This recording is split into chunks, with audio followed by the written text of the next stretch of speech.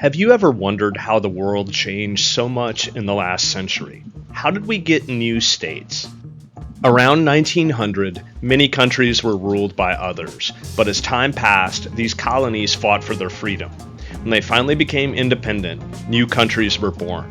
For example, Israel, Cambodia, and Pakistan came from new borders. This process wasn't always peaceful. The creation of Israel in 1948 led to conflicts with neighboring Arab states and the displacement of Palestinian Arabs. Similarly, the Partition of India in 1947 caused widespread violence and the mass migration of Hindus and Muslims across the newly drawn borders between India and Pakistan. During this time, many people fought hard for their freedom. In India, leaders like Mahatma Gandhi and Jawaharlal Nehru led non-violent protests and civil disobedience movements against British rule. In Algeria, the National Liberation Front, FLN, engaged in a brutal war of independence against French colonial forces. In Kenya, the Mau Mau uprising saw local fighters challenge British rule, leading to eventual independence in 1963. These struggles resulted in significant changes as colonial powers left, creating new independent nations. The push for independence was a global movement, with many countries breaking free from colonial rule around the same time. As new states were created, many people moved. The Partition of India in 1947 led to one of the biggest moves in history.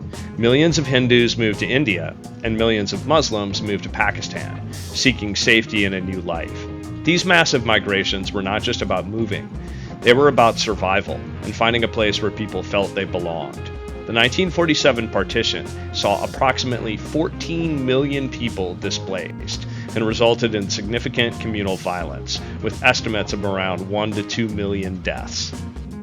After World War II, new governments took charge of their new countries' economies. Leaders like Gamal Abdel Nasser in Egypt nationalized the Suez Canal and promoted industrialization. Indira Gandhi in India introduced policies like the Green Revolution to boost agricultural production. Julius Nyerere in Tanzania implemented Ujamaa, a policy of collective farming and self-reliance. Shirimavo Bandaranaike in Sri Lanka nationalized key industries and promoted socialist policies. These leaders focused on building strong, self-sufficient economies to support their newly independent nations. Even with these changes, some old ways stayed.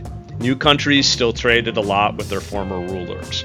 For example, many African countries continued to export raw materials like cocoa and coffee to Europe. India maintained strong trade relations with the United Kingdom. This helped keep some economic ties with their past, providing stability in uncertain times. Maintaining these economic ties helped smooth the transition from being colonies to becoming independent nations. After independence, many people moved to the countries that once ruled them. For example, people from South Asia, particularly from India, Pakistan, and Bangladesh, went to Britain. Algerians moved to France, and Filipinos settled in the United States. These moves kept cultural and economic ties between the new countries and their former rulers. Migration helped preserve connections between the former colonies and their rulers, blending cultures and economies. In Britain, cities like London and Birmingham saw significant South Asian communities grow, influencing local culture and cuisine. The creation of new states often led to more moves. For example, when Israel was created in 1948, many Jewish people from Europe and Arab countries moved there. Simultaneously, many Palestinian Arabs were displaced and became refugees, living in neighboring countries like Jordan, Lebanon, and Syria. These moves were often filled with hardship, but they also forged new communities and identities. These changes happened during big global events. World War I and World War II weakened the colonial powers. The Cold War also played a part, as the United States and the Soviet Union supported independence movements to gain more allies.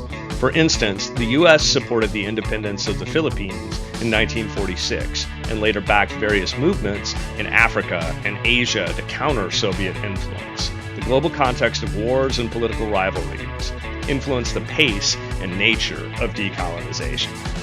The specific processes and political mechanisms that led to independence varied by region. In India, the Indian Independence Act of 1947 was a key legal step. In Africa, many countries went through negotiated settlements or armed struggle. The transition involved treaties, agreements, and sometimes international intervention. For example, Ghana achieved independence through negotiations led by Kwame Nkrumah, while Algeria's independence was achieved after a long and bloody war with France, resulting in the Avian Accords in 1962. These independence movements also saw demographic shifts. For example, in Nigeria, the creation of regional boundaries affected ethnic groups differently, leading to internal migrations and demographic changes. Similar patterns were seen in other parts of Africa and Asia. In Rwanda, for instance, the withdrawal of Belgian colonial rule and the subsequent establishment of an independent state led to significant internal ethnic conflicts and migrations. Despite these changes, some economic practices were made. For instance, many new nations continued to grow cash crops for export, a practice established during colonial times. This continuity ensured that, while politically independent, these nations maintained economic ties with their past rulers. In Ghana, for example, cocoa production remained a vital part of the economy, continuing the colonial legacy of cash crop exportation. While new borders and economic changes seemed to separate countries, the moves created new connections. These connections led to a mix of cultures and economic exchanges we see today. So despite all the political changes, the world stays interconnected.